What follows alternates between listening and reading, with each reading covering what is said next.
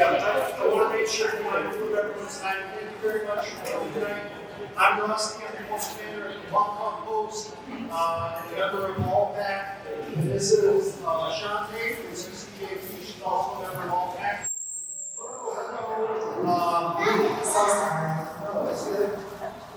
We really appreciate you being here. So, first thing I want to give a plug to is if you want to become involved in AllPac, just see Barb right here with her hand up. We are very, not even to like do things, but if you just want to attend meetings that are virtual, offer input on police community relations, how to bridge that gap, and things like that, we would love to have you. So get with Barb. Second thing is just kind of the PSA really quickly from my shop, my side of the room, and sheriff's. They released the first numbers on people that aren't safely storing their firearms after the law change, and there have been 36 arrests statewide for people that didn't store their firearms safely. Not all of them result in injury, but a child was able to get a hold of it or could have. Just a reminder, if you do own firearms, it's violating the law. Please store them safely, because obviously tragedies can happen, but also you don't want to see anybody get a charge or something like that. And so that's all I want to say. I was surprised when I actually saw that today come out that there's been 36. I thought we had a lot less, but that is position. So, but again, back to AllPac. I really appreciate you being here. The way this is going to go is this is all about the diversion in the court system, prosecutor's office, and so on, and take you through that. We're putting it on because that was when we put out those surveys. What do you want forms on from AllPac? This was one of the ones we got good feedback on. And then we'll have time. Each member, I'll have them introduce themselves, but then they'll present on kind of some of their parts, how they relate to diversion, their opportunities, things like that. And then we'll have time for questions that were submitted. And also, if you have questions that come up, write them on the sticky note, give them to anyone that cadets running around, just raise your hand. We won't be able to answer all questions that are on here or that we get, but what AllPac does do is whatever questions we don't have time for, we seek the answer, and then we will email it out to the group, right, Barb? We're still doing that. So don't feel like we can't make it because we just don't have time tonight to ask, because we've got, 3.5 pages of questions that people submitted. That's kind of where we're at with that. So if there are no questions, do you have anything before we get started? Okay. All right, we'll have everybody introduce themselves, and then we'll get started. We're going to start with Barb. Go ahead.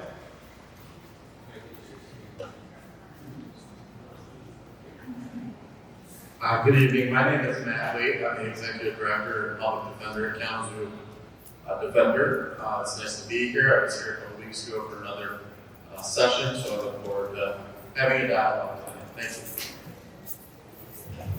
you. Good evening, everybody. My name is Jeff Eddings. I'm the Kalamazoo County Prosecuting Attorney.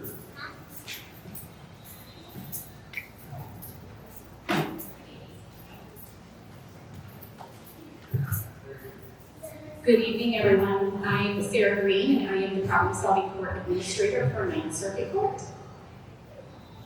Good evening. Good evening, everybody. My name is Lisa Burrow. I am the District Court Judges.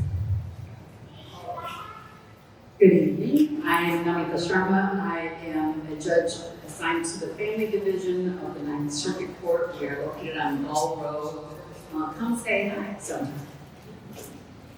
Hello, everyone. I'm Christine Morse. I'm the newest judge in Kalamazoo County, and I'm in the 9th Circuit Court. And we're going to actually start with Jeff. We also have some other people, but they'll introduce themselves when they come up.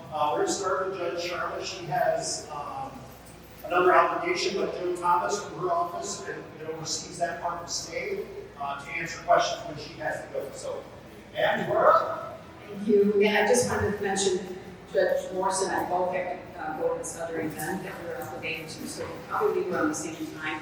Forgive us for leaving early, but you'll have experts up here in the form of Joe Thomas, who is our field services. He's a juvenile probation officer, supervisor in the field services division. And he knows everything about diversion that you would want to know, so he'll be able to answer questions. So I preside in the family division, and what my docket involves is divorce, custody hearing time, as well as juvenile justice and abuse and neglect. I'm going to talk to you mostly tonight about juvenile delinquency and what we do. I also oversee a family treatment court for those families who have had their children removed for protection and put in foster care in some manner, and the reason is for substance use disorder. So at any rate, we do that as well. And I started something called an education docket to try and see kids in school who have not been responding to the school districts in Kalamazoo County to attend school. So we bring them in and try and wrap our arms around them once a month to see what they need so their kids can not get failing, non-attendance issues. Anyway, so in juvenile justice, let me just say, the landmark case is the Juvenile Justice Delinquency Prevention, the JJDP. It was enacted in 1974, very late in the game, actually, and there was a recognition that you don't want to lock up kids with adults, which was happening before the Juvenile Justice Delinquency and Prevention Act was enacted. The idea is that you have principles that would help states through federal-state partnerships and state advisory groups oversee changes and requirements of the Act. So, housed in the Office of Juvenile Justice Delinquency and Prevention, which is in the Justice Department, they oversee and they monitor whether or not states are in compliance and funding follows that. The way that they do the state-federal partnerships is through something called state advisory groups. In Michigan, it's called the Michigan Committee on Juvenile Justice. I serve on that. It's an appointment that you're appointed by the governor in each state. And we basically report back to OJJDP about how we're doing in the state of Michigan, and we have monitors that are going to different jails and making sure there are certain things that are being complied with. The four pillars, really, of the Delinquency and Prevention Act is that states have to remove youth from adult jails and lockups with limited exceptions, sight and sound, and we have Sheriff Fuller back there. Sheriff Fuller is very well aware of that. We do not, thankfully, in our community, lock kids up in the county jail. We're talking about 18 and under. They are in our court-run facility, which is it's considered a child care facility, but basically that's run by the court in cooperation with our county. So we also want no juveniles put in jail, which is our detention facility, for essentially offenses that are considered status offenses, like curfew violations, truancy, things like that. The sight and sound separation, we've already talked about that briefly, but mandates that you cannot be in an adult jail, which other states don't have, and other communities don't have what we have. But they are not to incarcerate youth with adults. They have to be separated by sight and sound from adults in their facilities. And the final pillar is addressing racial and ethnic disparities. It requires states to assess and address the disparities in the juvenile justice system where youth of color are disproportionately represented. So, what do we do in Kalamazoo? We have a very robust diversion program. Probably, I think Joe, when I first was appointed 3.5 years ago, indicated that Kalamazoo really is in the forefront when it comes to not locking kids up for status offenses, complying with the requirements of the Juvenile Justice Delinquency and Prevention Act. And it's a very different approach than when you are in the adult criminal justice system. For youth, what we're looking to do is rehabilitate. What can we do for this youth that provides education? We're mandated and required to provide education for youth that are under our jurisdiction, either through probation or residing in our juvenile justice facility. And we have phenomenal staff who are dedicated to helping these young people rehabilitate, avoid adult sentencing and incarcerations. And when a youth is put into what is called a designated, court-designated system, which is they're designated, and they could have had an adult sentence if they had committed a crime and were convicted as an adult, we have the option of diverting them and trying to rehabilitate them and suspending the adult sentence to try and see if we can program that youth through efforts, counseling, and follow through. We have reviews regularly with them to make sure the youth are not doing what they're not supposed to while on probation, and keep jurisdiction over those youth until they're 21 years of age. So they are adults, but under the jurisdiction of our court system. That helps also because we can monitor and follow the need. All of this is available online. And if you want to study a little bit more through the Justice Department OJJD website, and it's very detailed. And the materials in there are fantastic. They have a lot of what the current mentality is about how we deal with justice. So that's, of course, one of my main passions is dealing with kids and trying to keep them out of trouble and trying to find out what it is that is causing that situation.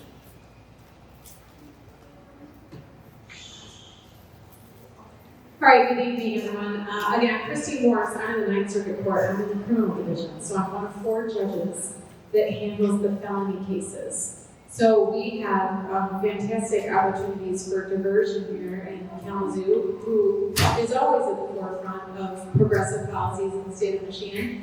And so I came in knowing that we had the drug treatment court program available for sentencing and diverting people, as well as the mental health recovery court. And there's more coming online. We're going to have a veterans court that Judge Jones is working on putting together. So what that means is when I go to sentence someone, they can be evaluated by the diversion court.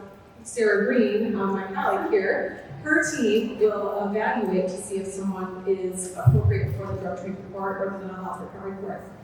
And so it gives us the opportunity in many cases to have somebody do a term of probation for the most part and be a member of the drug treatment court program so that we can treat the underlying issues that often result in criminality. So when it might not necessarily even be a drug crime that somebody goes to drug treatment court for, maybe they have some, other types of convictions like larceny or stealing, but the issue is they have an underlying drug issue or a mental health issue. So when we can move them over to those programs, then maybe we don't see them back.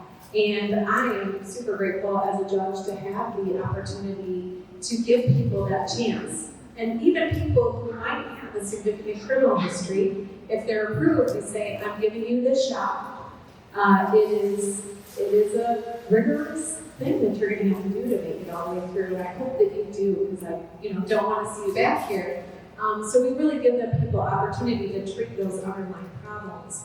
And hopefully, if that gets addressed, then they won't be back in the courtroom. So I have only been here 6 months. I started in January, so I'm still learning, and I look forward to learning more from my colleagues and maybe someday being a judge who takes on a diversion program myself. So thank you. Hey, good evening, everyone. So I am the district court, and we have the diversion program from the district court. The way that I'm going to talk about the diversion programs is going to be in 2 buckets, just to oversimplify it. It's a lot more difficult than that, and there's other factors, but to keep it very simplified, I'm going to try to do things in 2 buckets. So you have 2 buckets in which you participate in diversion if you're going through the criminal justice system. I oversee misdemeanor cases in the district court, so you heard Judge Morris and Judge Schaumburg talk about the felony cases, the types of cases that I'm seeing in district court are misdemeanor cases. However, just to add a little bit of complication, I'm also assigned to the women's drug treatment court, which is a felony program, so I do get to oversee that court, and Judge Morris touched on the women's drug treatment court program. So 2 buckets, 2 ways that a person can go through diversion in the district court. You can do it through one of the drug treatment courts or specialty courts, or you can do it through how you take a certain kind of plea. I'm not going to get into the details of the kinds of pleas or diversion pleas. I'm sure our legislative prosecutor will get into those details. But there's two forms, like I said, the way that you plead in a case. So there's a plea under what's called HIDA, or the Home People Training Act. If you are offered that and you take a plea under HIDA, that is a form of diversion. And that would be a term of probation, again, for a prosecutor will give you more details about that. But that is a way for a person, generally ages, the person that's eligible for that between the ages of 17 and 25, if they take a plea under HIDA, at the end of that term, effectively that case is dismissed or it's not public, so therefore it's diverting you out of the criminal justice system.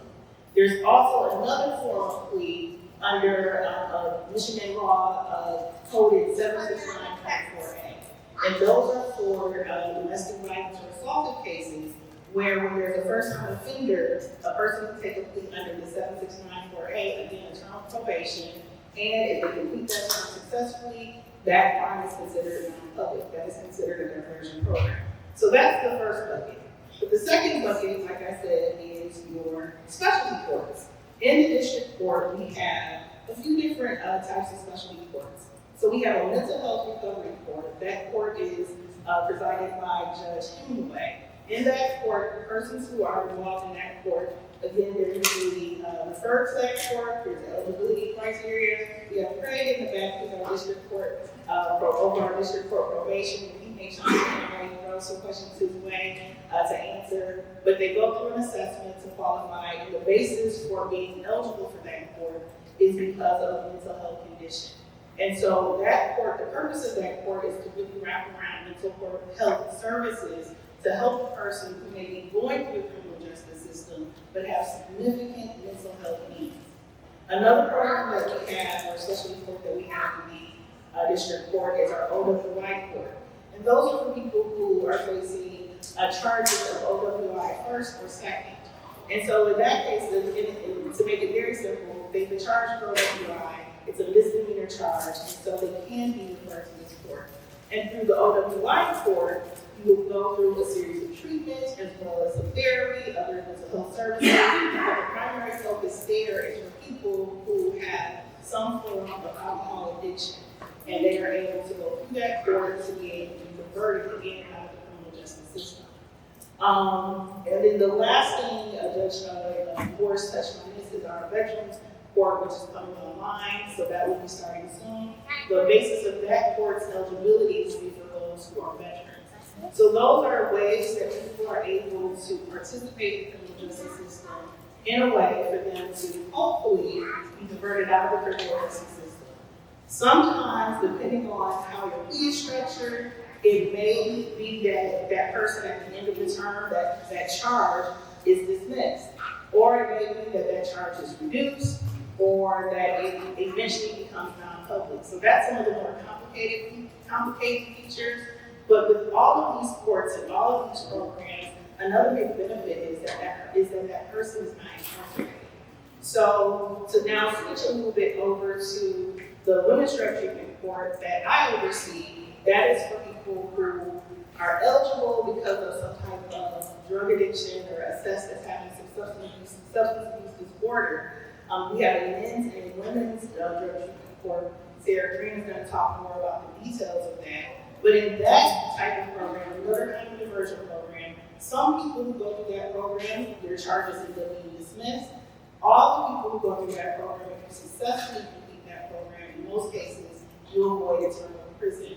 So these are very good programs to help people deal with some of those underlying issues that they have brought them to the criminal justice system. And the hope and the goal is that they leave the tools to begin to continue on their recovery journey, continue to be productive citizens of society and our community. Those who have participated in those programs have seen great results from the people who successfully complete the program. So I know that I'm a true believer in those programs, but that's a little bit of the two buckets in which people find themselves in diversion programs.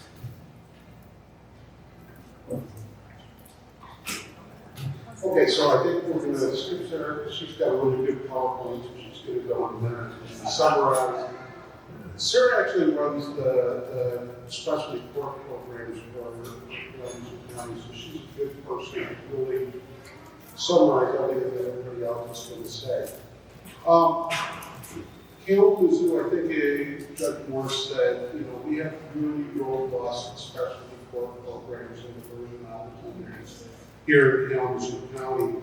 And it doesn't work without the participation of the courts, the prosecutor's office, our county administration, the county board of commissioners, our partners in the criminal justice system, Kalamazoo's vendors, and the other thing I would point out is what's happened here in Kalamazoo isn't the result of the people at this table. It's the result of the people before us that have led us to this point. Kalamazoo started with a women's drug treatment court program in 1893. Over 30 years ago, Kalamazoo County was one of the first places in the entire country to do diversion with this women's drug treatment program. We were one of the first 5 jurisdictions in the entire United States. And we started with the women's drug court program with Judge May and 2 predecessors before being prosecuted with Judge Gregory. Got together and got that started. And since then, women's drug court, men's drug court, OWI treatment courts, mental health recovery courts, family treatment courts, juvenile drug courts, our new truancy court, reputation court that Judge Mark Charles was making. On the horizon, we have a veterans treatment court. We have a swift and sure stations program to divert people from prison and use local resources rather than sending them out of the community. We have the Home Juvenile Training Act, allowing a person to be placed on probation without a formal record, or without a public record, or for the case to be dismissed without successful completion. 7411 of the Public Health Code, again, allows for a person to be placed on probation without a formal conviction, being entered in the case to be dismissed upon successful completion of the probation. 7694A is the same thing, dealing with domestic violence. In addition to that, we're in office for some types of negotiated agreements outside of the formal statutory referrals. And we have agreements reached where a person admits their guilt, there's a delay in the process in order to make sure, monitor a person's behavior, and then eventually a dismissal of those cases. Ultimately, oftentimes these cases that end up in specialty courts are a true diversion, in that a person who enters and successfully completes drug court or mental health treatment court or the juvenile drug court ends up with a formal dismissal of their charges. There's no conviction. Oftentimes, participants in these programs are entered into programs by a judge as a condition of probation in order to keep a person, use local sanctions to address a person's underlying needs rather than sentence them to prison. And upon successful completion of the drug program, successful completion of probation, while they end up with a conviction on their record for that offense, they have avoided a prison consequence or a lengthy jail consequence that would have otherwise been imposed. That's the goal of the Swiss and Sure Sanctions program as well. That's a program where we target persons who would otherwise be sentenced to prison, put them into a very strict probation program where they're monitored in order to, again, avoid sending someone to prison that we don't have to send to prison.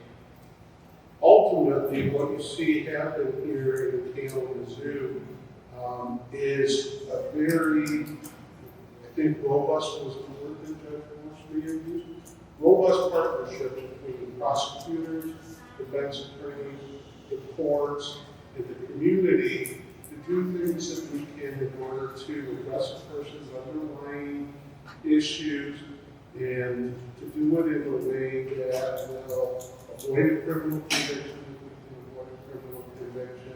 avoid a lengthy period incarceration, avoid a prison sentence. And there are other alternatives for us to use. I'm going to pass it off to my partner, Keith Agnew, and we'll finish with Sarah talking about it and then go on to any questions. Yeah, before we do that, I just want to talk, thank you so much. I know it was important for them to be here, Judge Morris and Charlotte, they both wanted to be here, but they have another meeting they have to get to. So we're going to swap out some heads. Are you guys up there now? You're up. Yeah, I think, don't Chad, Hewish, Chad, can you stand up too? I think we're gonna put you on the hot spot. See, this is what you get for showing up, Chad. Well, we didn't show up, we were elected the president or something. Anyway, thank you so much. I do wanted to, Matt, if you don't mind, I'm gonna just take the privilege, and I wanted to make one clarification, prosecutor, getting if you don't mind. Probation is actually not a diversion program per se. And Mr. Wade, you're nodding your head, so you're going to agree with that. Okay. I think probation requires some type of conviction, and when we have our youth on probation, they've been convicted or adjudicated, is what it's called in our juvenile system. We have a different thing that we do, which is called diversion, and when a prosecutor authorizes a petition in the juvenile justice system, for a youth under any statute in the state of Michigan, the prosecutor sends it to our diversion intake department. In our diversion intake department, you're going to hear details about with Mr. Thomas when he comes up, and Chad Hewish. Now, many of you don't know, but Chad Hewish is only 25 years old. He's got a great beard, but he's been around. He was actually a former probation officer in his life. So one of the wonderful things we do have is that Chad is really interested in youth justice and in all of our diversion programs. Kalamazoo has been really at the forefront of that. So what our intake department is doing is they're looking at the petition to see, is this a child who can voluntarily come in, and the evidence shows that youth who are low risk, and we do all sorts of assessments. The law has changed recently with juvenile justice to require state mandated and approved by our state court administrator's office screening tools for either incarceration of youth in a juvenile home or any kind of risk assessment. And this is something we've used in Kalamazoo for quite a long time. And it tells us whether or not these kids are high risk, high need kids, low risk, low need kids. And if that is where they fall on the assessment, where we are assessing these through evidence-based testing, then we can put them on a diversion, and the parents are involved, they come and they voluntarily sign something. There's no conviction, there's no probation, there's no nothing. And the evidence also shows that if you put kids who are low risk, low need into a very intensive probation, it is not serving that child and that family and getting, we kind of joke, every probation officer would love those kids, the low risk, low need children. That's not what we're looking to really monitor through any kind of formal adjudicative process in probation. Those are the ones that get diverted. And we also have a diversion, a program that Sarah will probably tell you more about in the juvenile area, and that is for youth who it's youth drug court, basically. And those are post adjudication all done as well, right? Sarah, they're all adjudicated. So there's a whole process, and prosecutor getting is right. We are upstream when we get to the court system. Downstream is where we recognize we really need to get, in particular, our youth involved through now the new legislation requires and will help endorse through funding community-based programming. Lots of needs for community-based programming, and that have to involve mentoring, one-on-one time in a sustained manner with youth who just need that good role model. not in court necessarily, outside of court. And we're working with the community and different agencies. But again, they've already gotten to us after maybe a lot of things have been tried.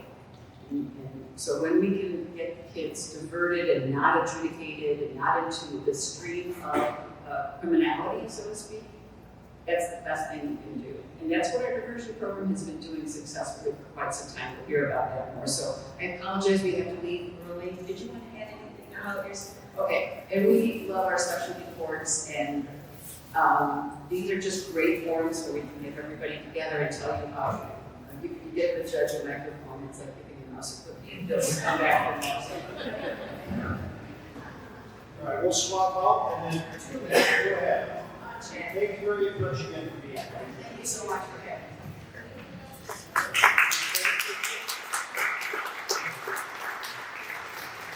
All right, Matt, you're up. Sorry to interrupt you. Go ahead. So I will start to tell you, as we begin, that I have a lot of positive feelings towards the treatment courts and the specialty courts. I will point out one of the issues that was raised. There are a few areas where diversion is likely. The lion's share of the work that specialty court does, though, is with people that are facing some kind of consequence for their plea. The other part that I will tell you that's a little different from my position than, say, the prosecutor's position or the judge's position or even the specialty court position is, defense attorneys really have one job, and that is to represent our clients and to fulfill what our clients are hoping to do for the outcome of their case. So just because I think a certain outcome might be beneficial, that does not mean that that's what my client sees.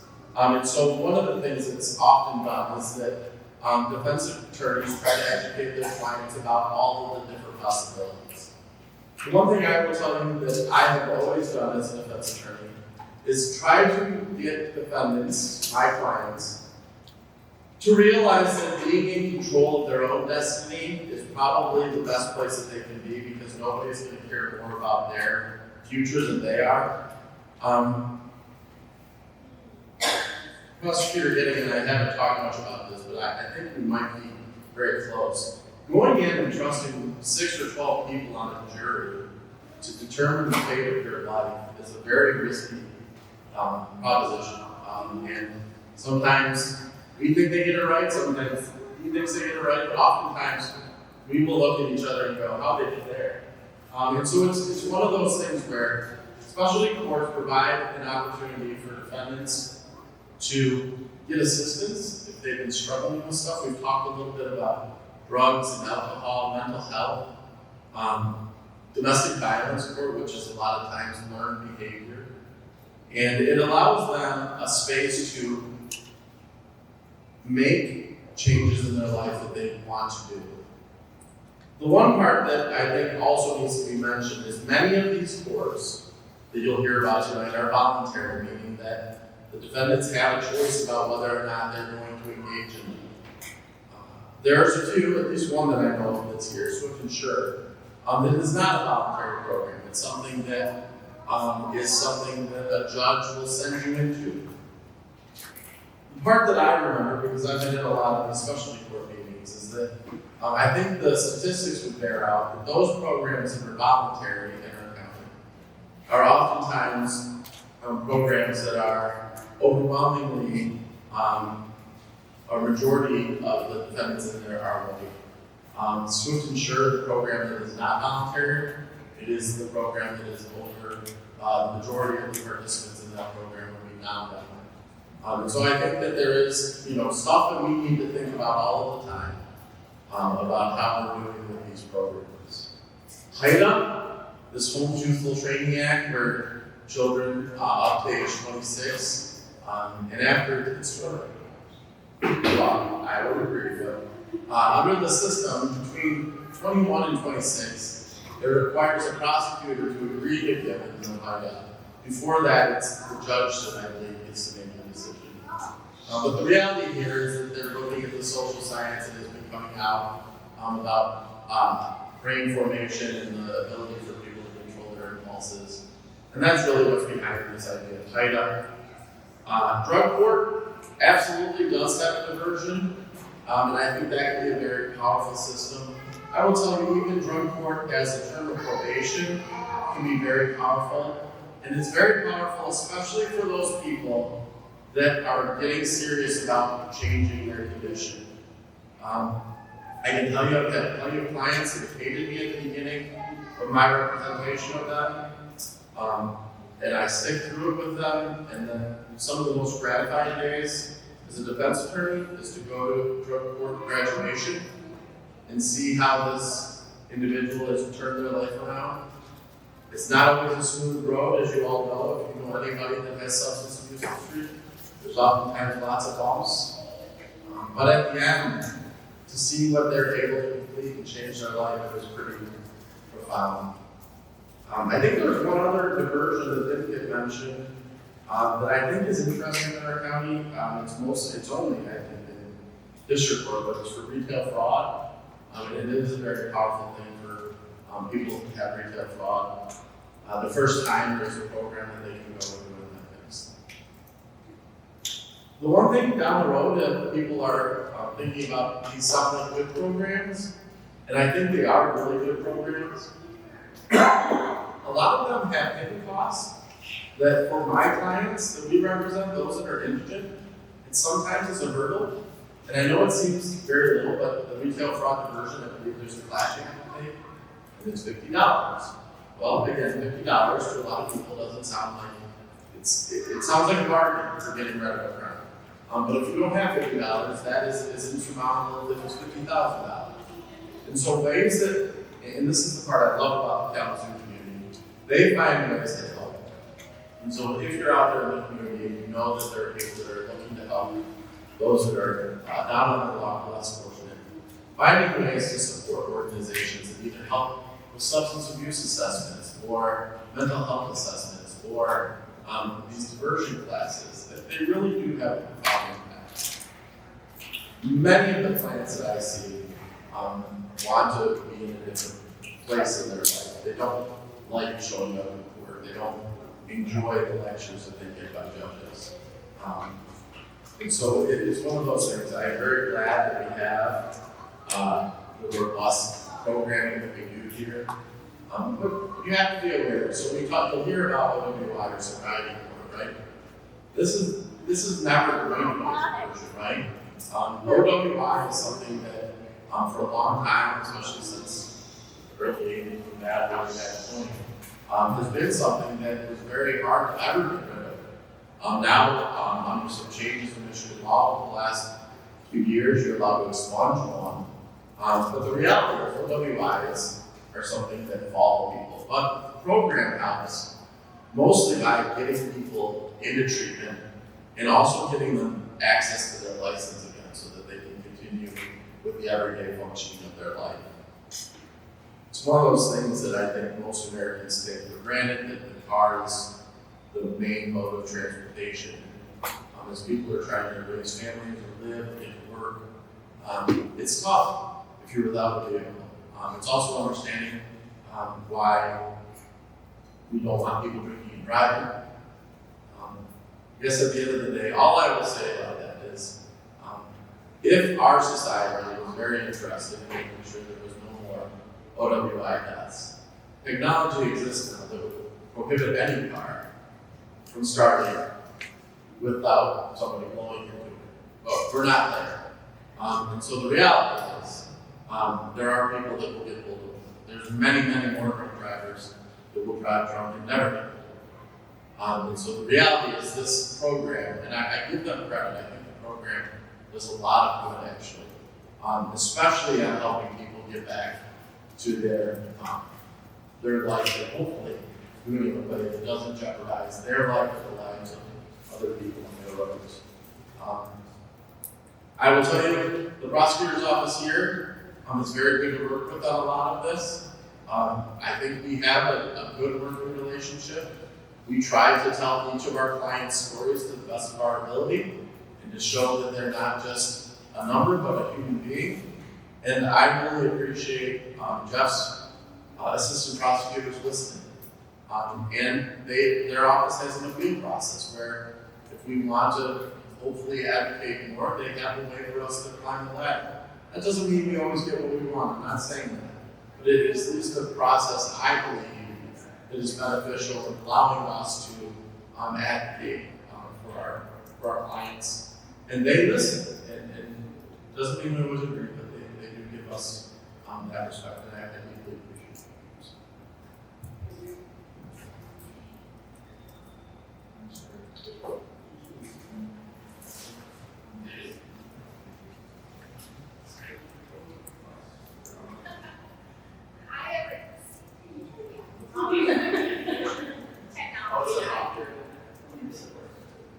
Do I even need that? Don't hold this one.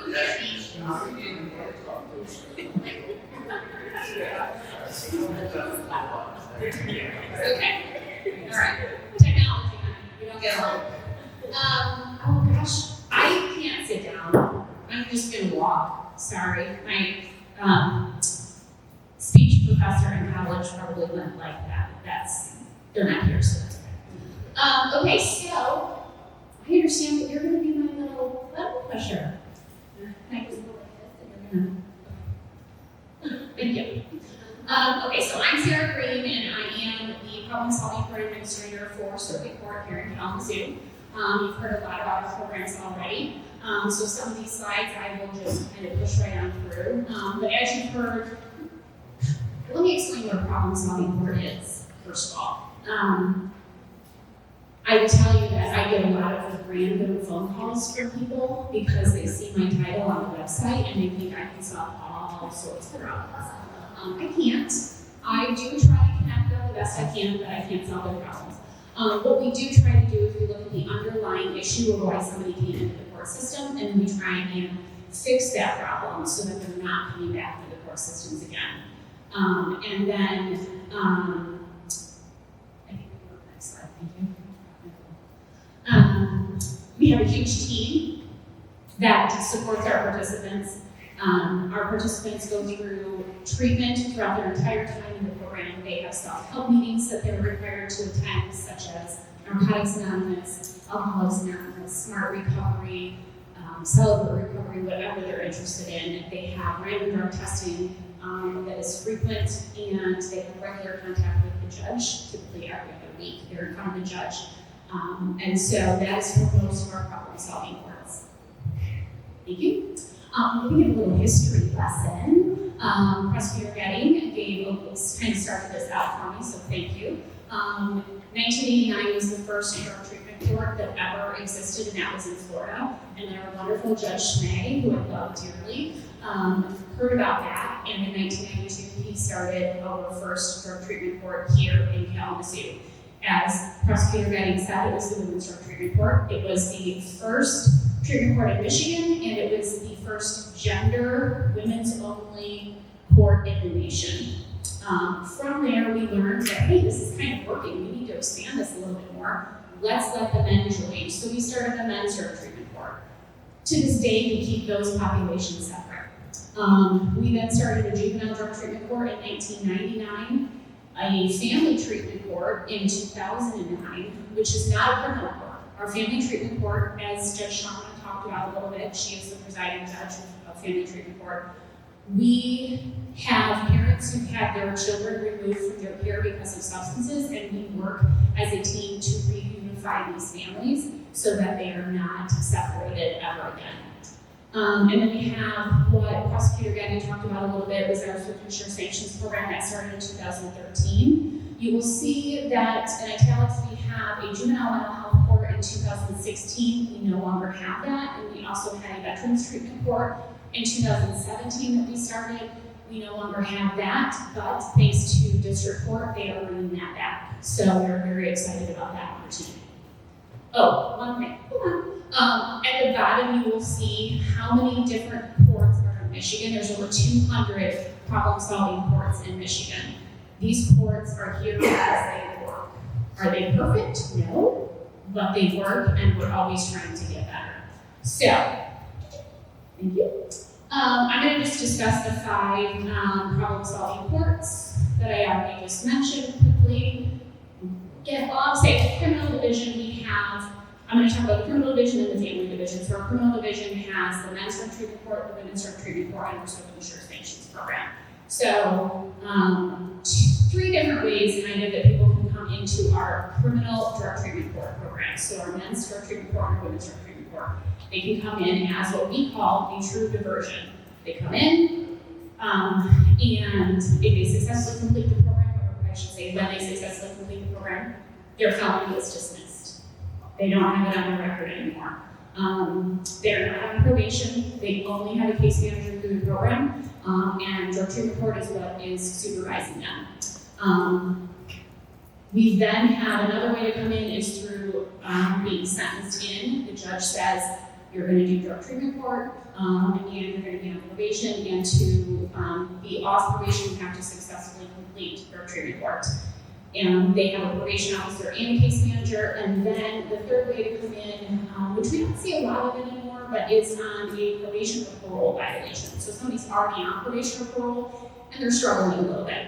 And so the probation or parole officer will refer them to us. And so they will remain on probation or parole and come into our program.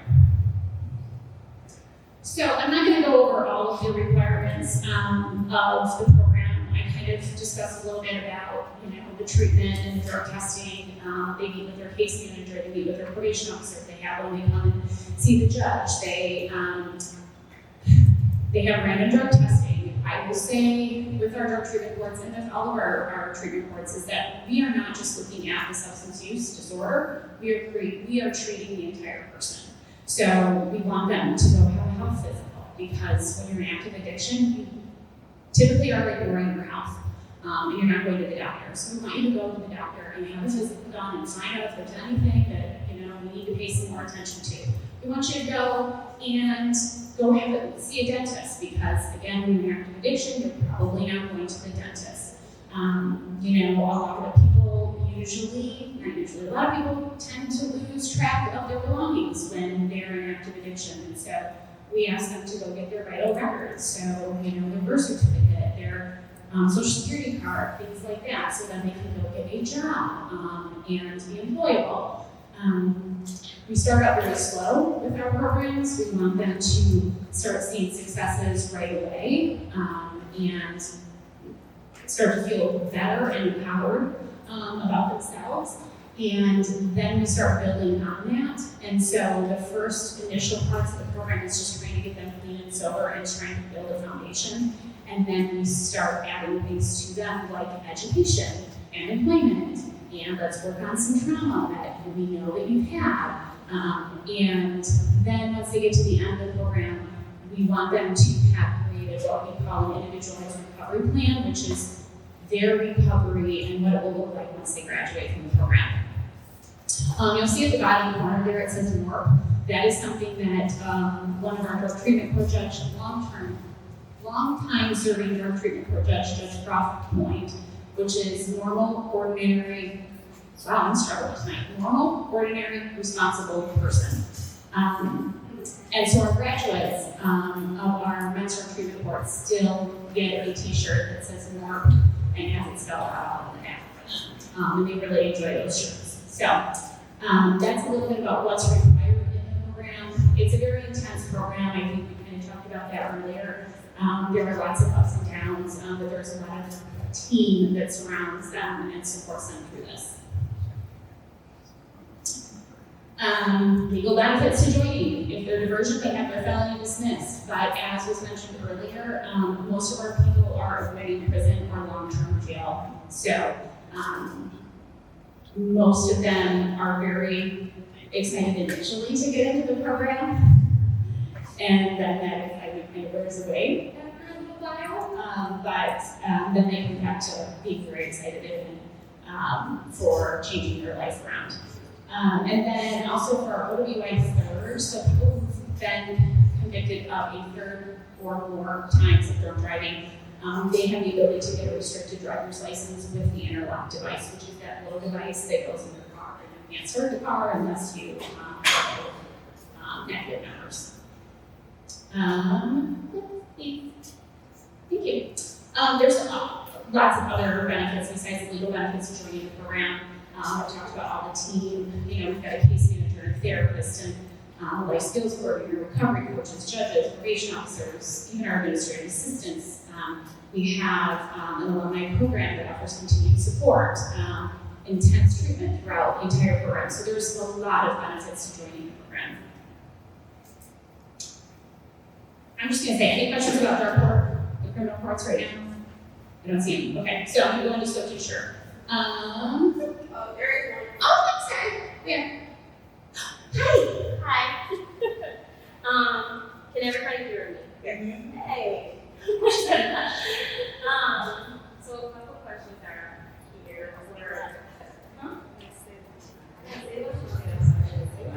So one was, are any of the programs that you talked about more than free, or do it comes out of the client's pocket?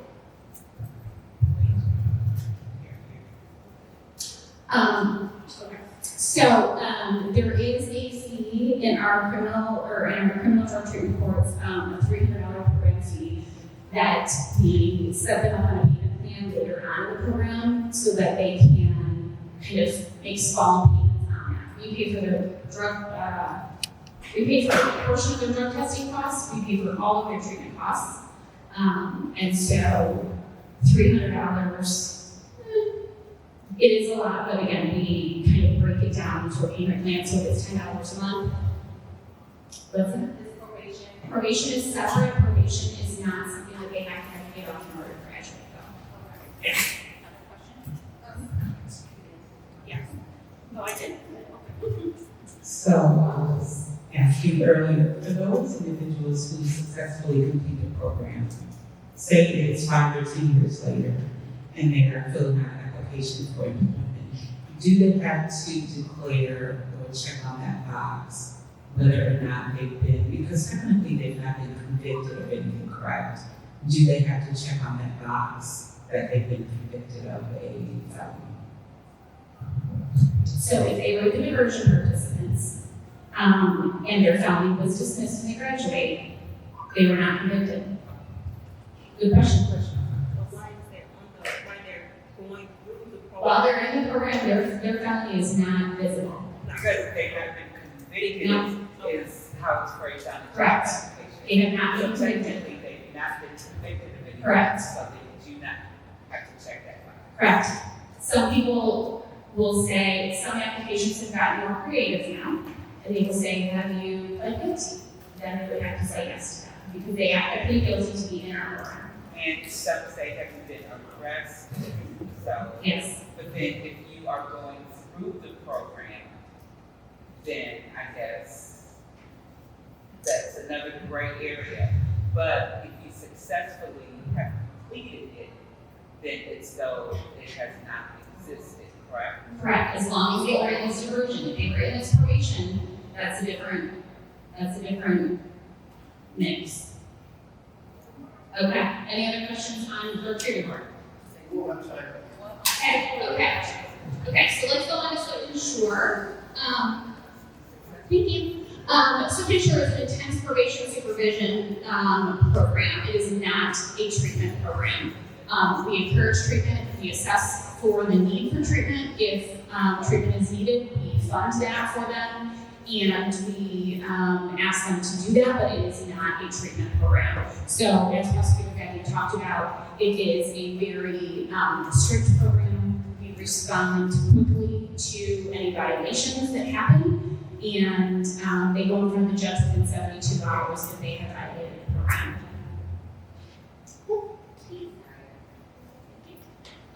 Eligibility criteria for the Soap and Sure, they have to be a Kalamazoo County resident. And Mr. Wade mentioned this. This is a program that you are sentenced to. You are not referred to the program, and so the eligibility criteria is very basic. You are a Kalamazoo County resident, and your COMPASS assessment score that is done during the pre-sentence investigation with probation determines if you are eligible and your criminal charge. Bottom line. And And you have to have strong self-governance. Workers on. I think that's on the next slide. There are exceptions, gentlemen.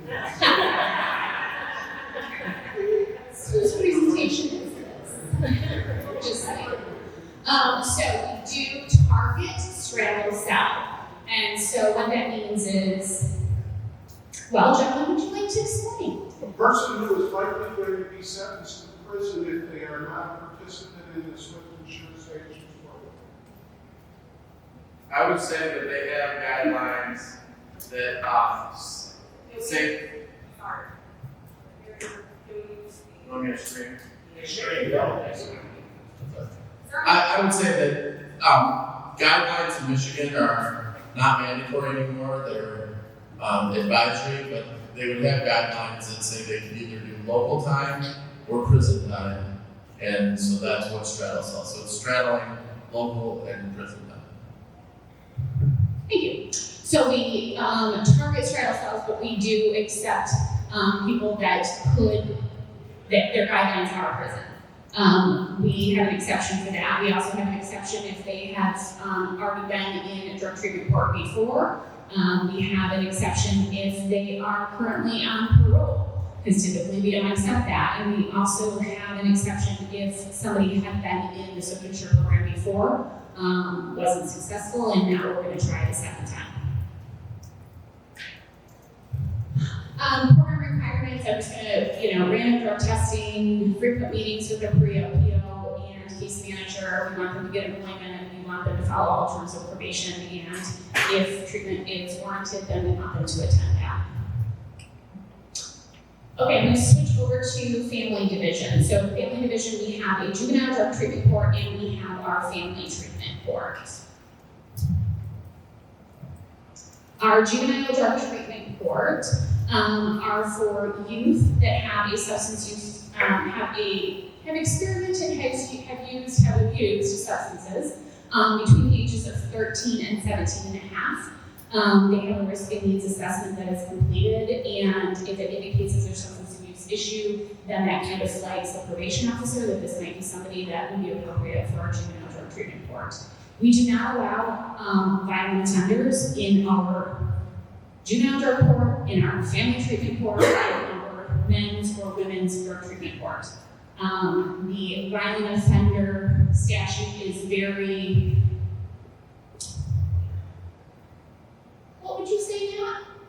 Broad? Clear? Expansive? It's a violent offender statute says that somebody is not eligible for the program if they have caused death or serious bodily injury. So I know that there was a question that somebody had submitted ahead of time about violent offenders, and I think that there is a belief that guns and weapons and things like that aren't allowed, and as long as there was no serious bodily injury or death that occurred, we will consider them for the program. The juvenile drug treatment court, the parents or guardian must be cooperative and willing to participate and engage in the program, and then must reside in the county. And the only way to come into our juvenile drug treatment court at this time is as a condition of probation. I'm not going to go over the 7 objectives or guidelines to our juvenile drug treatment court. That's at a national level. It's something that our juvenile but I will say that those guidelines were created in 2016. There is not a lot happening with the juvenile drug treatment courts. Nothing has happened since 2016 in regards to guidelines. They are talking about updating those this year, but we haven't seen anything yet. Also, the juvenile drug treatment courts, there's been a drastic decrease, I think it's drastic, decrease over the last 15 years. We only have 265 juvenile drug treatment courts now in the United States. There are very few studies on juvenile drug treatment courts and very little guidance on juvenile drug treatment courts. But what I'm excited to say is that we are one of 8 in Michigan, and that we applied for some training and assistance through the national organization, which is called All Rise, through their treatment court institute, and they're coming this year to kind of help us with our juvenile drug treatment court. So we're excited about kind of growing it and restructuring it and advancing it a little bit. Okay, our family treatment court again, eligibility criteria, Kalamazoo County resident, nonviolent, parent must have a substance use disorder, and they must have an abuse and neglect case that has been adjudicated, and the parent must have been referred within 6 months of the child being removed. We have, I'm not going to go over all of this, trust me, but we have 5 milestones that the parents kind of move through. This is a family program, so we're not only treating the parents, we're treating the children, we're treating the family. Through the 5 different milestones that kind of follow the guidelines of DHHS, we work as a huge group, as a huge team, as big partners to get this family back together and whole again. Again, program requirements for family treatment court are very similar to our criminal courts. We are, again, treating the whole person, the whole family, through trauma treatment, mental health treatment, substance abuse treatment, parenting classes, parenting coaching, recovery coaching, all sorts of guidance and support. We want them to have a GED or high school diploma. We want them to have a job. We need them to have stable housing so when the children come home that they have a safe, secure place for the family to live. We want them to hopefully have a driver's license or be able to understand how to use public transportation so that they can get their kids to school and get their kids to doctor's appointments and things like that. The benefits to family treatment court, again, just all the support that they get through the program that they would not get through the standard DHHS route, and that motivated parents get reunified much sooner through family treatment court than they do through the standard DHHS route. Okay, I'm done. I'm sorry, I tried to get as much information out there in a really fast time for you. Okay. So if you have a question, just write it down on the thing, and or if you don't want to write it down, just call one of the 3 cadets. They'll write it down for you. And if you have a bunch that are submitted, we're going to start off with the first question. We'll try to get them all. Whatever we don't get to, we will definitely get you an answer. Just make sure your email is on the sign in, and we will get it to you. If we can't get it, go ahead. So why is the No, the last 2, you don't want to say anything, right? You just want to answer questions. Sure. You want to talk. I'll just explain who I am. I'm Joe Thomas, field service manager. My wife said something about it. I'm Joe Thomas, field service manager with the Ninth Circuit Court. In a nutshell, I manage the juvenile conviction officers that go out in the field. There's another manager there, there's an intake manager, and actually her department primarily deals with the diversion. She wasn't able to make it, so I came here and tried to answer any questions you may have. I've actually been with the court. I started in juvenile court, so that was in 1998. When we started, there was actually only 3 juvenile courts in the country. So kind of what we talked about before, Kalamazoo has always been progressive and trying to deal with properties at the front end and have led the way for what other counties have tried to do after. So thank you for inviting us, and if you have any questions, I'll try to answer the best I can. I'm going to ask you the first question, if I could. Judge Sharma referred to the juvenile court cases come in.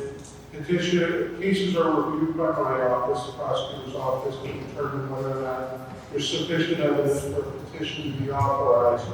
Those petitions are then reviewed by the court, and some cases are sent off on a formal path where they go through the system, and other cases are diverted out of the court system, and those cases are treated, the word we use is informal.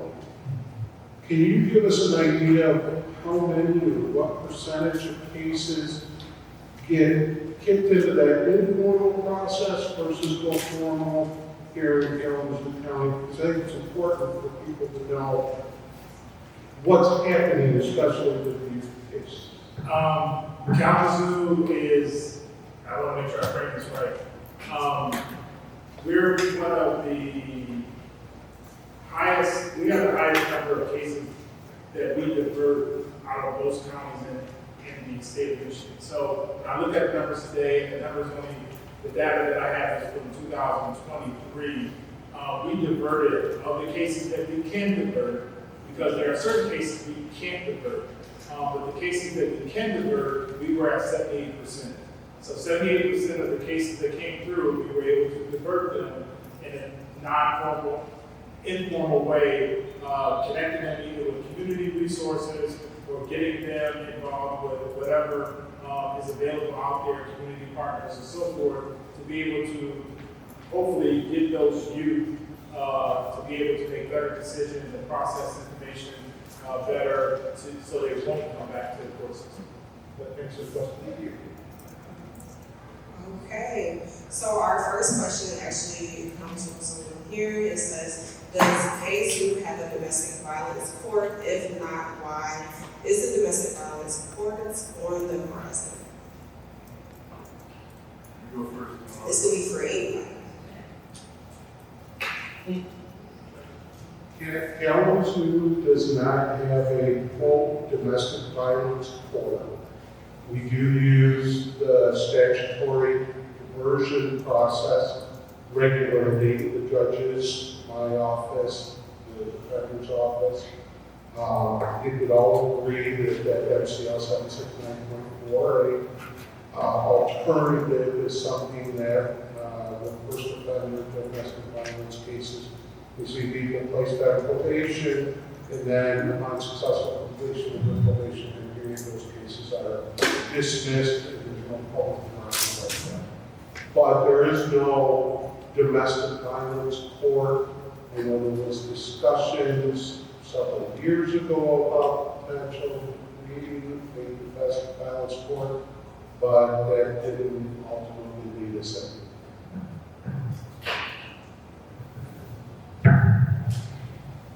I will talk just briefly.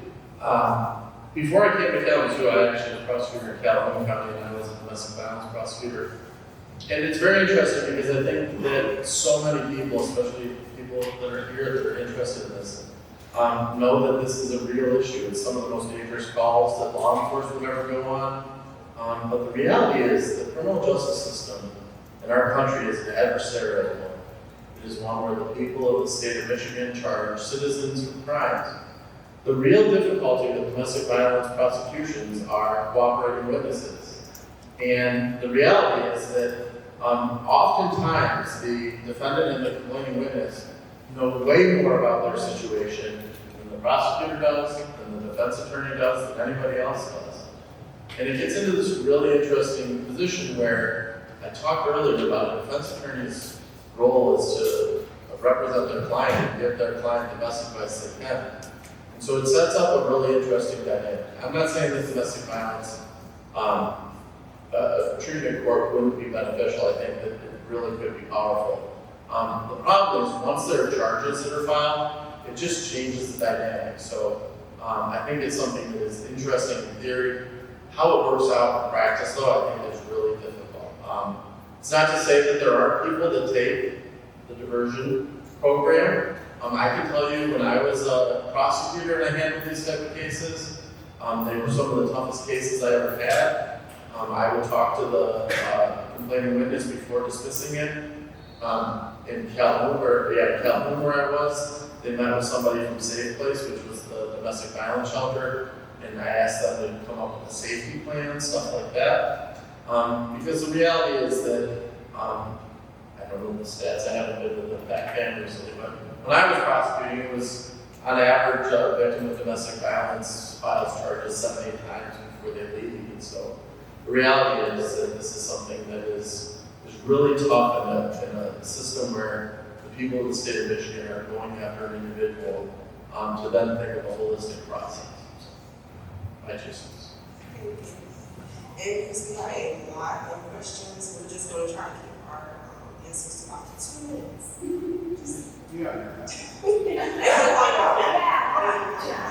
And shot clock. We actually have one. All right. I didn't bring it out just yet. And this was a question submitted online for the district court. To what extent does capacity refer to staffing, funding, or participant slots? impact who can be accepted into the program? So this would be a good time for me to tap in our head of probation. Okay. So I'm gonna tap Craig in because I think he can answer this question. I'm Craig Bradley, Probation Services Director of Lake District Court. I'm also the program coordinator for our OWI court, as well as co-coordinator for our mental health court. So the answer to that question is, we do not currently have a set maximum number, but we don't need to have it right now. Anyone that is eligible, we will take into our programs. So if someone's eligible, they meet the criteria, the prosecutor makes the offer, we're taking them. So there's really no limit right now. In years past, probably pre-COVID, we used to have a limit, but it has not been an issue, so it's eligible, we take over right now. Thank you. Okay, next question, actually, and two were submitted tonight. This was previously submitted. I'll read all three. They're slightly different, but same premise. What data, and this is for, it says for district court, but I guess it could be for any of them. What data are you tracking on outcomes, and how do you use that data to improve or adapt the program? How do we measure success, especially courts or diversion programs? Any data available, and what are the success rates in Kalamazoo? So essentially, what are you tracking? How do you show success? How do you call it success? And is there data available?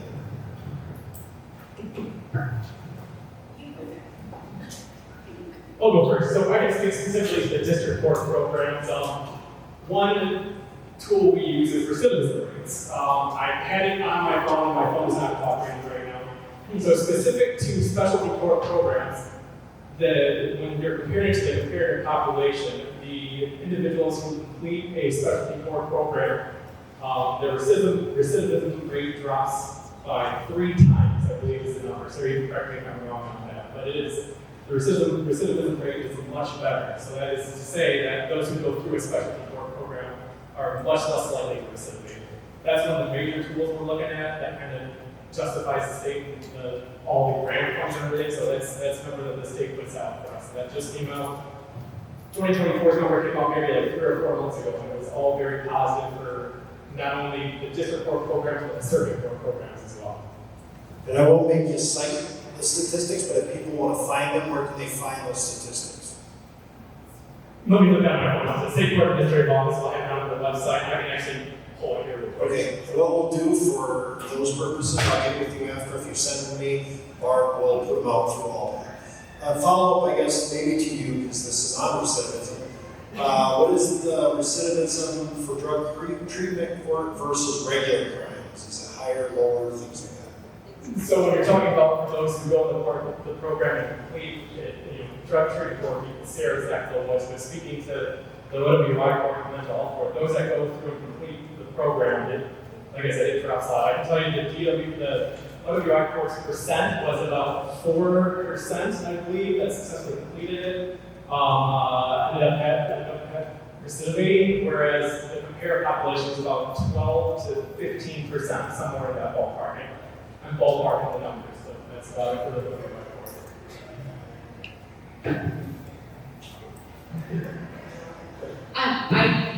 I'm shaking my head because we just got our evaluations back for women's events. I think I just sent it to Judge like yesterday, and I can't remember any of the numbers. There are so many numbers because we look at education and employment and, race and ethnicity and gender and just so much that all of these numbers just kind of are so blurry right now. But I will say that just in general, if you do go to the state board administrative office's website, they have a section for problem solving boards, and they have the annual reports that come out in there for the state of Michigan. Very helpful. How do you assess whether someone who had a past violent conviction but is now stable could still benefit from diversion rather than traditional sentences?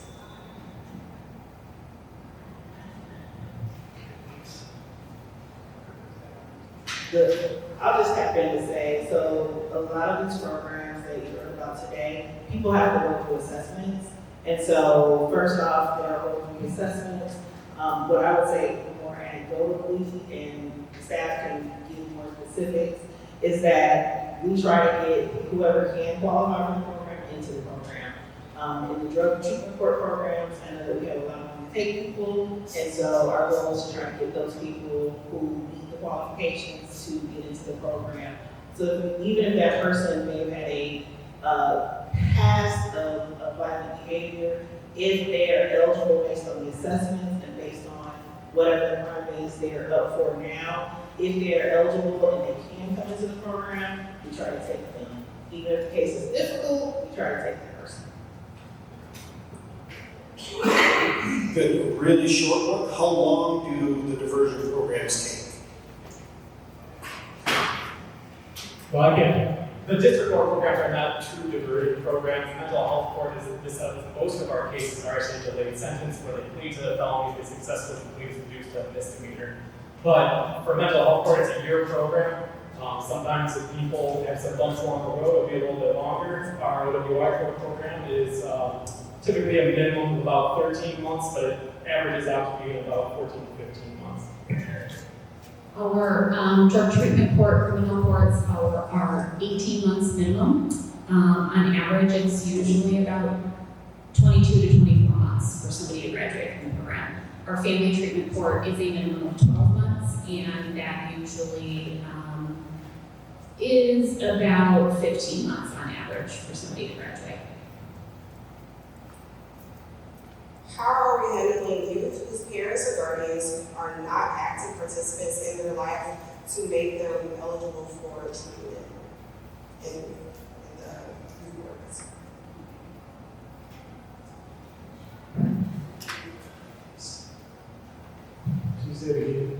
How are we handling youth whose parents or guardians are not active participants in their lives to make them meet the requirements of programming?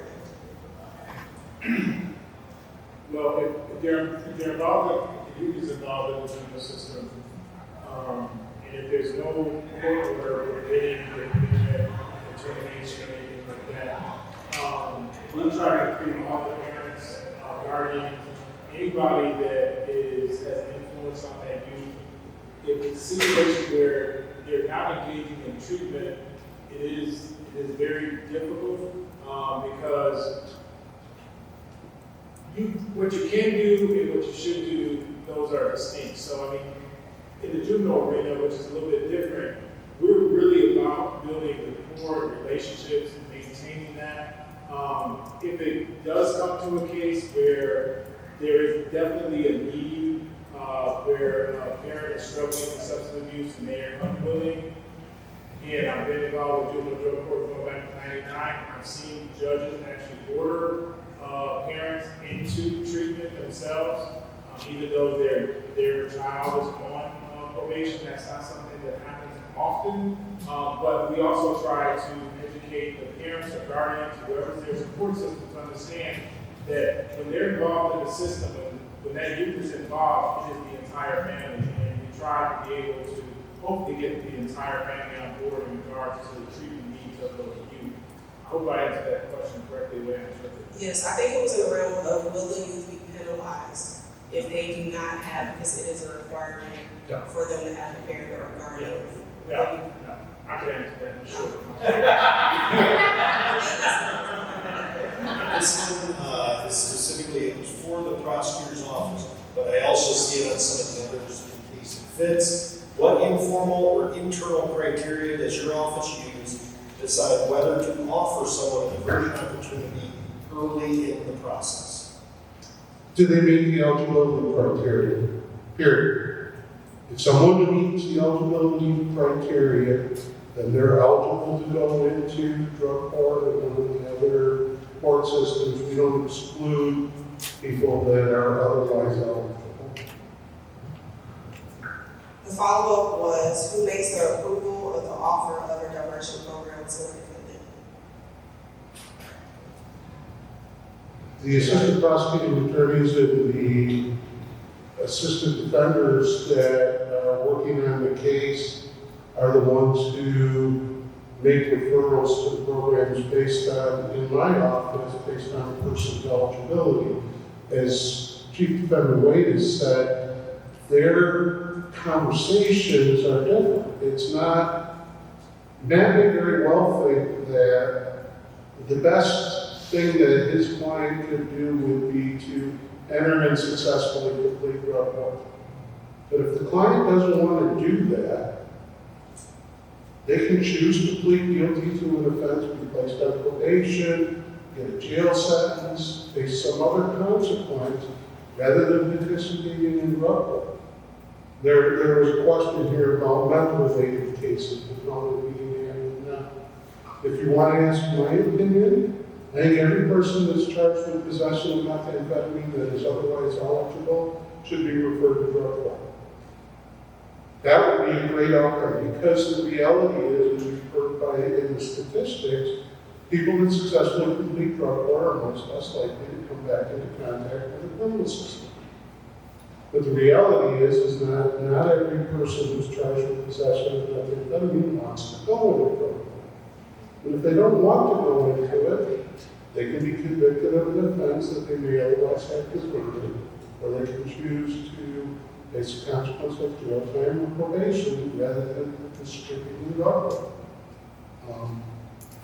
And, you know, the defender's office can't force somebody to do something they don't want to do. I'll just add, because I think, what was the question again?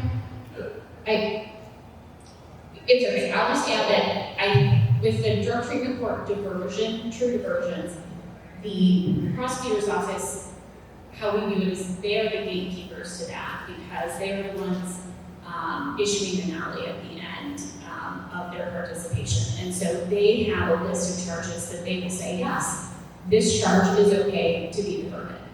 And so for the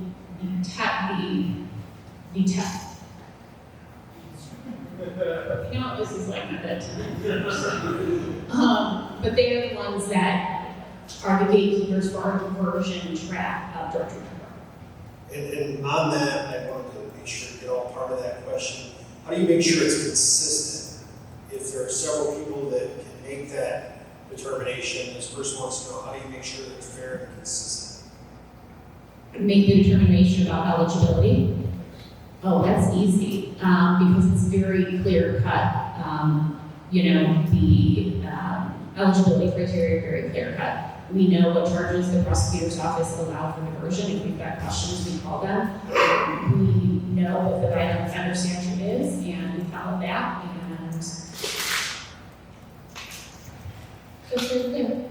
I'll just throw one thing out there real quick so that people can understand it. You heard, you saw Sarah talk about the different levels, right? And so if you think about it, like level one is you're done with your case, you get fines and costs, you go on with your life, right? The next most severe punishment would be being put on probation. The next most rigorous would be under the specialty court would be the Swift and Sure Sanctions Plan. So it's more intensive than regular probation. The most intense, the most invasive probation. That's a Okay. Okay. The most difficult is drug treatment court. It is the most, it requires the most kind of hurdles for my clients to jump through.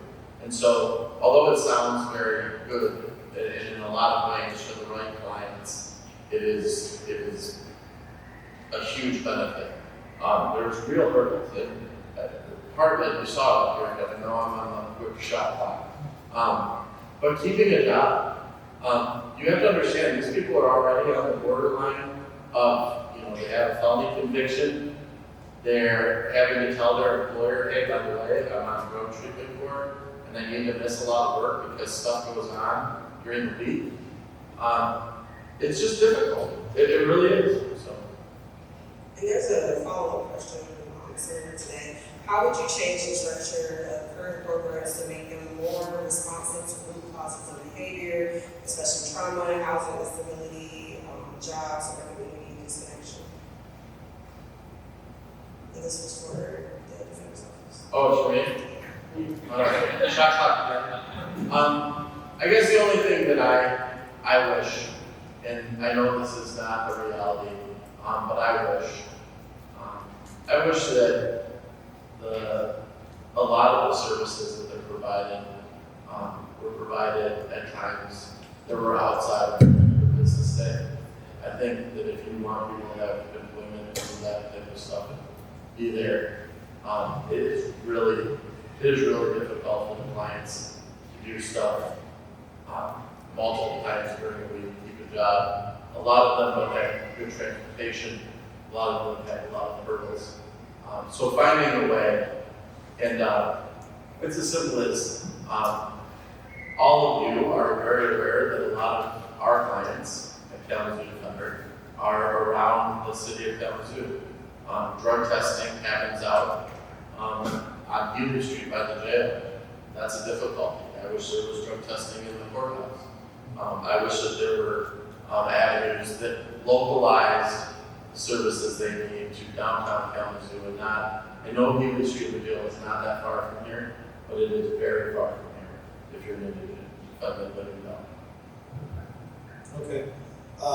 This is for probation or some of the courts. What support systems or lack thereof make or break someone's ability to finish the program successfully, in your opinion?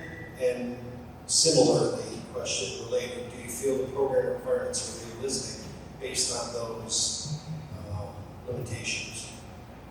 The limitations being transportation, childcare, or unstable housing. That's why she's the best part of it. So speaking to our mental health work, we actually provide participants with bus tokens and opioid work participants with bus passes. You know, obviously if someone is not on a bus route, that can be a challenge, certainly. That can be difficult. Childcare is a real barrier. We do our best to refer to community resources that help our participants to the best of our ability. We try and, Sarah mentioned this in her presentation earlier, I think it was just an important thing to mention.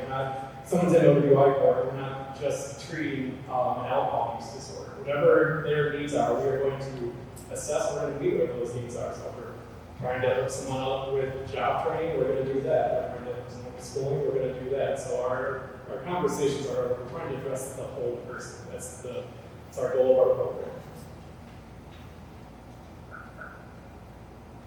And this was for the prosecutor's office. Can you walk us through a case where the office is split on whether to offer diversion or not, and how is that resolved? There are cases where the office is split. We have specific eligibility criteria. If a person meets those eligibility criteria, they're eligible for diversion. There may be, so for like a drug treatment court, those kind of diversion.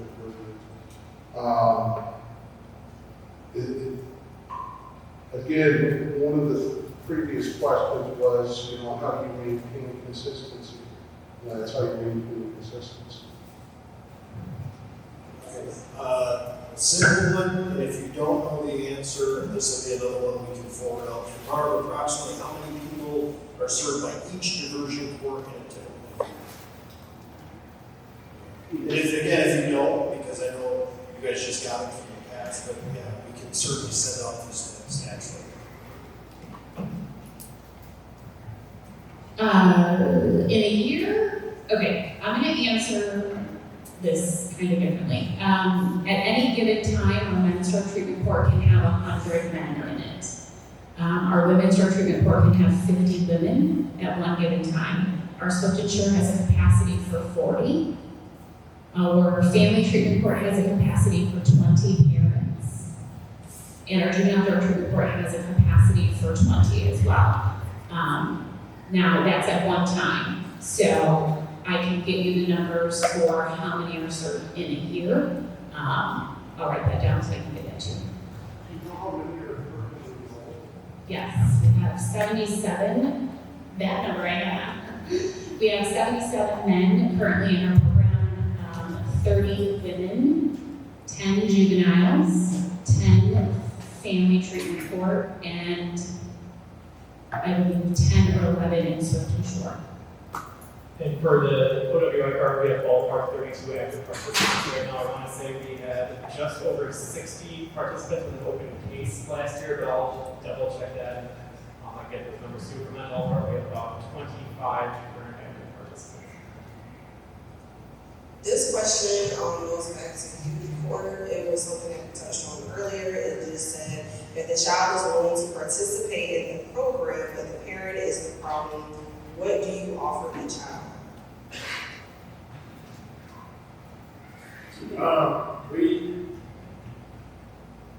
So I'm looking at the event of diversion. So if this is a case where somebody did something that's eligible for diversion and they're working with one of our diversion workers, unfortunately, some of us, including myself, have been here long enough that the parents I see are the same kids when I started in 1996 working in the juvenile home. So you understand them, you understand the cycle, you see the ones that, you see certain ones come back. So I say that because we're not going to deprive that youth of an opportunity or support because the parents are having some struggles. We're going to try to work with them and again, have that wraparound approach and trying to convince the parents to understand, hey, your struggles that you've gone through and where you are could have been diverted had there been some type of intervention and support along the way. Hopefully they would want a better outcome for their children than maybe they're currently living in. So we try to convince them of that, to give them that support. And sometimes when we don't have that support, we look for another support. Let that be somebody else, a relative, a grandparent, an uncle, somebody else that can step in and provide that kind of support for you. We've got 12 more minutes. We're going to keep going.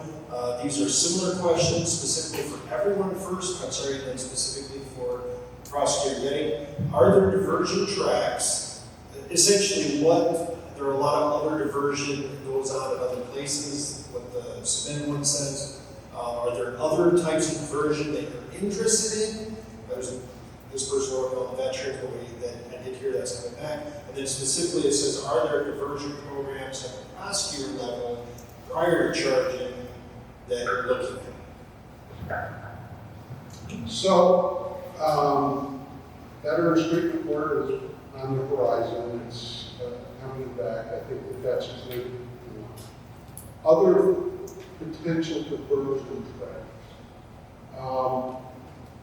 Yeah, there is an ongoing conversation in my office about doing pre-charge diversions in non-violent first offense misdemeanor cases.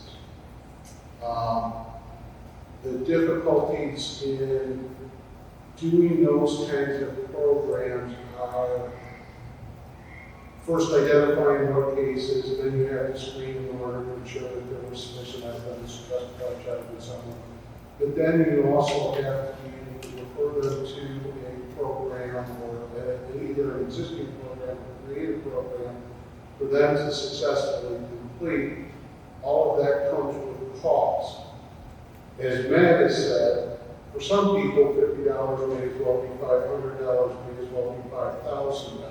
And so there becomes this equity issue in who is going to be deferred, who is going to be participant, how do you cover the cost of those participations, and it's complicated. But one of the things that we're looking at is pre-charge diversion for non-violent first-time misdemeanor offenses in order to avoid putting them into the courthouse. I just want to add one. It's not a formal thing, but his office, through him and his chief assistant, Jeff Williams, there's a monthly meeting with Jeff Williams from his office, and either me or Rachel Serbier, who's our chief defender, and ISK, and we're looking at people that are have historically had very serious mental health issues. This is outside the mental health recovery court, and seeing if there's ways that some of these cases can be resolved, oftentimes through the civil procedures of petitioning somebody for mental health treatment and that kind of stuff. And it was something that they brought forward with Judge Hemingway, and then they involved our office because we ended up representing the majority of those clients. But It is a very important thing, because one of the things that we know is that the mental health system here in Michigan is insufficient to deal with the criminal justice. So if we ask for competency, especially on somebody that's a misdemeanor or even a felony, they might not get to an evaluation for months. They might be in jail for a year before they're even be competent or incompetent. And so his office came up with this, with the help of ISK. It's a really cool program, and I'm appreciative for it. What is the name? It doesn't have a floor plan, it has a new meeting slot on it, I think. But it's with Judge Hemingway, it's with ISK, and it's with his office and then the federal office. And the reality is we look at some of them, and there's nothing we can do. But there's other ones that there is something that can be done. And once we get to that point, it can move very quickly. Whether it's our attorney reaching out to the APA, and Jeff has communicated to the APA what's going to happen, I communicate to our person, and then we go from there. And this is a question. Is there any thought of bringing back the juvenile mental health court, and are mentoring services offered to youth and or adult offenders? If so, is there any room for volunteer mentors from the community? It always good works. So the three-part, yes, we've had quite a few conversations about getting that mental health court back up and running. And just like all the sobriety courts, not sobriety, especially courts, the main cog in the wheel is treatment. The court is a support system, but without treatment, you can't have a successful special court, and that's just key. So we have to make sure that we have the treatment providers available to provide the services to meet the youth's need. What was the second question? Are mentoring services offered to youth and adult offenders? If so, is there room for volunteer mentors from the community?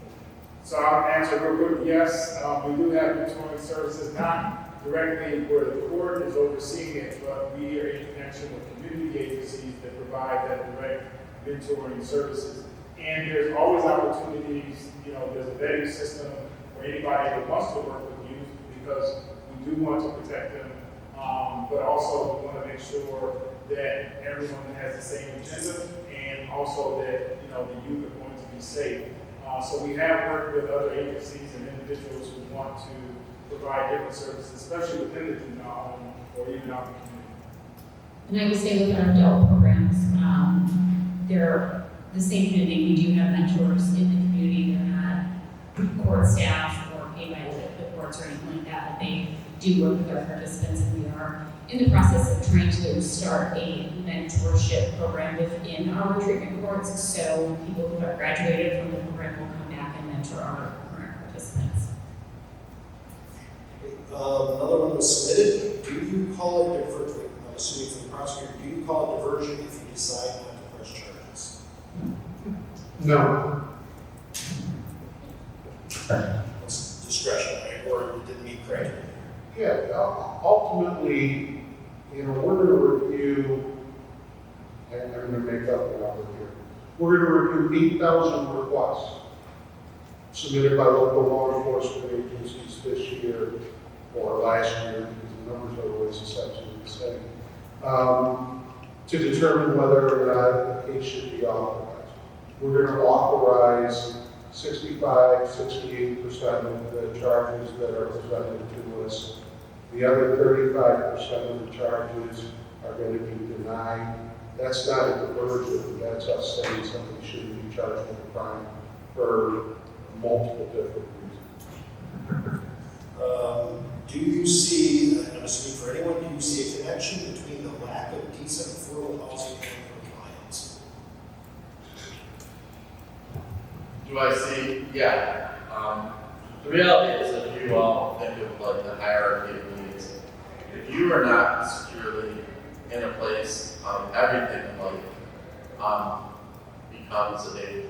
And so the reality is, I think there's a lot of people that by circumstance end up finding themselves in positions that are difficult, untenable. If you don't have a place to live, where's your next meal coming from? How are you going to safely keep simple stuff like papers if you need One of the things that is so hard is our society runs on identification and other stuff like that. And if you don't have a safe place to store any of that kind of stuff, it is really difficult to live on a daily basis. And so yes, we see that all the time. And it's not, we don't see it a lot here with the state prosecutor, but one of the things that we are seeing more, and you talked about the cases. The court report just came out from the district court, 8th district court, for all cases in 2024.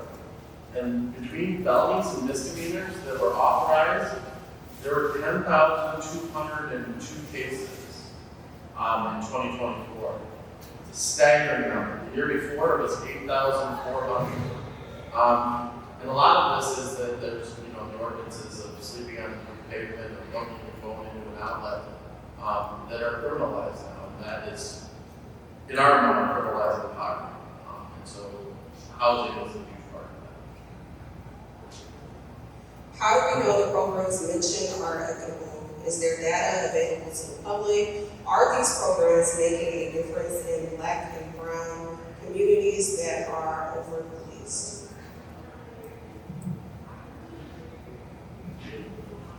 I haven't said this all night, I'll say it really quickly. The one part that's been left out about this, and I want you to understand, when people are in these problem-solving programs and they are getting violated, they do not give up due process rights. So Kalamazoo Defender represents at violation hearings, at drug treatment court, OWI court. So we are there continuing to fight for our clients. So I think that the ethicalness is an interesting part. I think they are ethical. I don't think anybody goes into them without knowing necessarily. Whether they really comprehend what it is, that's a different, ball of wax. But I believe that they are there. We will stand up for due process rights and that kind of stuff. So I know that does exist. This is a question that was for the prosecutor's office, but I think everyone can answer. How do plea deals affect a person's ability to assess diversion? Are there times when someone pleads out and loses that opportunity? Every day.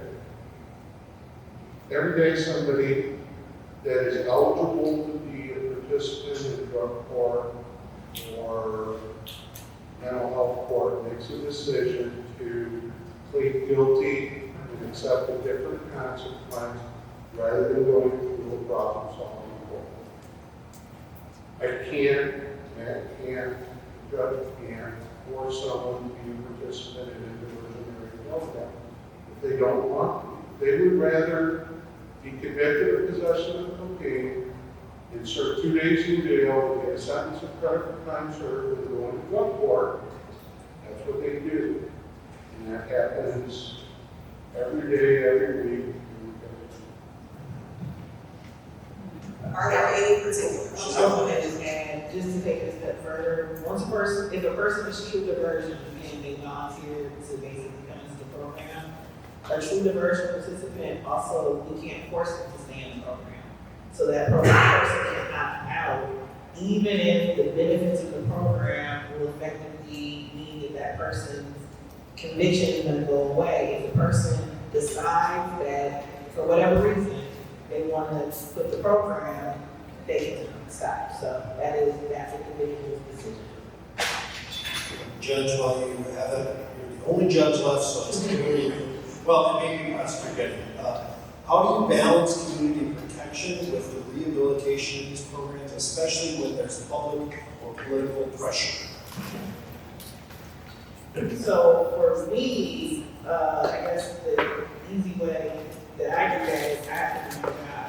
So I have to look at what that person, what we're in court to do, what that case is about, particular to the program. So if the person is eligible for the program, it's been accepted into the program, then my job is to make sure that that person is getting through the program and abiding by the rules of the program and encouraging them to do the things that the program requires. I'm not listening to, looking for, or paying attention to any outside pressures because that's not what I'm here to do. I'm here to make sure those participants get through the program. So for me, it's simple, paying attention and being mindful and present to the participants in the program. Being an elected official is oftentimes very difficult, right? And I ran for office in 12, was elected, re-elected in 16, 20, 24. And we talk about crime and all of those throughout my career, not just about being tough on crime. There are times where you need to be tough on some offenses, but about being smart on crime. And this community has always responded to being smart on crime. Those offenses where, and part of that goes back to relying on the eligibility criteria that have been developed over decades of these problem solving. We've been doing this for 35 years. There's a track record. And being able to point to that track record and say, look, it makes sense that we deal with a person's underlying addiction in order to make sure that they don't come back into court when the offense they've committed is writing a bad check. It might not make sense to deal with a person who has an underlying addiction when they shoot someone, right? Those are different things, right? Violent offenses, theft offenses, in trying to balance, nobody's ever going to choose something that makes the community less safe. But the reality is that we have decades of problem solving court successes dealing with nonviolent offenses, and so that's the arena we're. Who pays for Kalamazoo's diversion programs? Is this funding secure?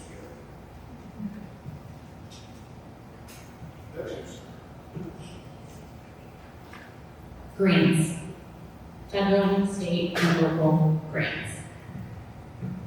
That's who pays for our work, circuit court, problem-solving courts. I would say 95% of our programs are paid by grants. Well, if we didn't have those problem-solving courts, then we still have to have courts that would be paid for not by grants. If we don't have problem-solving courts, then we just have standard court sessions. Right. Without treatment, without drug testing, without intense supervision. But my point is that the money still has to be there to handle the cases. Yeah, Barb, I think but that would mean like you wouldn't have a job, right? You wouldn't have, it would be like, there would still be court hearings, but it would be Jeff Gettings' office, the judge, and defense. Right. All the people, and I think that's a great point overall, like these are all people, and that's a great question because that comes up a lot, but everyone all has the same goal. You hear them talking about it, is what is the root cause, and that's what they do so well. But I get what you're saying, Mark, but that would be, yeah. I get that, but you know, we still have so much money we would have to spend because so many people are going through the system. So if we didn't have the diversion courts, we'd have to have more resources thrown at so-called regular courts that would not be grant funded, they'd be what funded? So State or county funded. Yeah, so, or funded by the defendants sometimes, by oversight costs and stuff like that. Sure. And the grants fund not only staff positions, but they fund the treatment, and they fund the drug testing, and, you know, those kind of things. Those are a big ticket, you know, our drug testing and treatment. And so if you don't have the grant dollars, then you don't have problem-solving courts, and then those people aren't getting the treatment. So it's just standard probation, and then, yeah. And I would just say, we have to look at cost in maybe two ways. You have the cost of what's being paid for through grant funding. Ultimately, it's helping to bring people back into our communities who are contributing members of our society, our taxpayers. So long term, we actually are benefiting our communities by having these programs. Without having these programs, we don't get the opportunity to deal with the underlying causes to help change people's lives, and we've all seen people's lives change in each of these programs, which ultimately have lasting impacts on our communities. So I think we can calculate in dollars, but we can also calculate in how these programs often help our communities, both bringing our communities, making our communities more safer, helping with the problems, the real problems of addiction in our communities. So there are other costs that go beyond just money that I think we also have to factor in when we think about that. Well, I'd like you to address the second part of the question, which is how secure is the federal and state funding? That's The grant I will answer that question just so nobody else is on the hook. The current environment with regard to federal funding is very shaky across criminal justice issues, across anything that, you know, funding for these kinds of things is at risk. Funding for crime victims is being cut. Funding for criminal justice programs and rehabilitative programs is being cut, has been cut. And I don't think that anyone involved in the system with any sort of knowledge is really insecure about any of their funding. I have victim advocates that work in my office that are at risk because of global violence. You know, it is not secure. It is serious. The last question, and this is for everyone, 1 minute each as we are approaching our 8 o'clock deadline. Sorry. What would be your hope for Kalamazoo's diversion programs? Would there be anything that you would like to create to Kalamazoo County? I'm going to go first. I would like to see, instead of 78 people involved in men's drug court, 100 people involved in men's drug court. I would like to see all of the programs maxed out. Thanks. I'm up. This is really What would I like to see? I enjoy the programs. I think that the part that has not been fully told is how wonderful the staff in the programming is. There are some really great people that are dedicating their lives to make that change. I'm a little bit different than the elected prosecutor. There's a lot of very low level nonviolent programs that in our county, the way that our judges sentence are not, I think, great candidates for drug treatment court. It's not that I don't think people that are ready for that to do that are should be discouraged.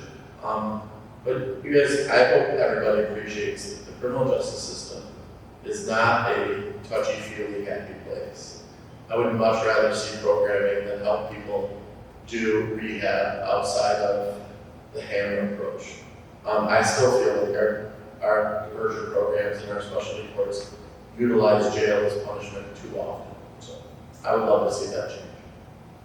Thanks. I would love to see more funding for these programs. That's always the goal, really, get more money for more treatment to help more people. Ditto. I think that's what I was going to say. I want to see funding secure, because if funding is secure, then we can have 100 people, we can have 150 people, our community needs this. There are so many people that need this. There are people that, I agree with that might not be a great candidate, but we don't want to turn people away because we don't have the funds. I would like an extra day to be created. I would have additional room on my docket to take on more treatment court programs because I do truly believe in the work. There are some things in the realm of young adult diversion that we did have once upon a time, that I know early on when I took the bench, I talked to Craig about. Some of it is funding, some of it is the capacity of your judges, because we heard the number of cases that we are seeing come through our court systems, and so we have an obligation to ensure that those cases are being processed as quickly according to the constitutional rights that people have. You have to balance that time, and truthfully, whether I'm on my court, for judgeship of the court, is I like to take time with each of those participants. So when you're talking about talking to 30 participants, or I used to preside in the bench structure in the court, when you're talking about talking to, on average, 60 participants in one afternoon, you can imagine how much time that's going to take. And from what I know of the judges on our bench who run these programs, who are part of these programs, they care very much, and they want to give each participant the time that they need. Our staff wants to give participants the time that they need. We need more treatment providers to be a part of our program, so those folks can give our participants the time that they need. So funding is key to that, because as it stands right now, we're not going to get another day that we need. But if we have additional funding, we have more resources to be able to provide the capacity to be able to do these programs as we right. Real quick, I guess our system, at least with juveniles, not both systems, but especially with juveniles, it's a reactive system. So something has to generate you coming into the system to get help.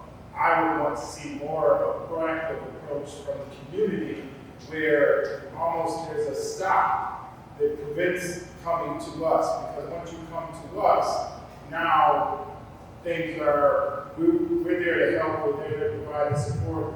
But I get a lot of calls in my office from parents that I tell them, I can't help you because your son or daughter has not committed a crime. So it seems almost crazy that we have a system that way, but in order for us to help, you have to come before us. It takes a petition, it takes a crime. And so a lot of times I get calls and I'll just say, hey, I'll refer them to different agencies and stuff like that for support. So I would love to see the community almost have a more proactive approach, and it stops them even from coming to us. I've said this for a long time. I've been with the court now for almost 30 years, and I've said this to new staff when we hire them. I believe we should be working to work ourselves out of a job. I don't believe that really is going to happen, but I want to have that mindset that we're working to work ourselves out of a job. And that would be my I think we can all agree Chad did the best job. Thank you, Chad. Hey, they covered it. What are you going to say? I was just going to say money. Let's give our hand. Thank you very much.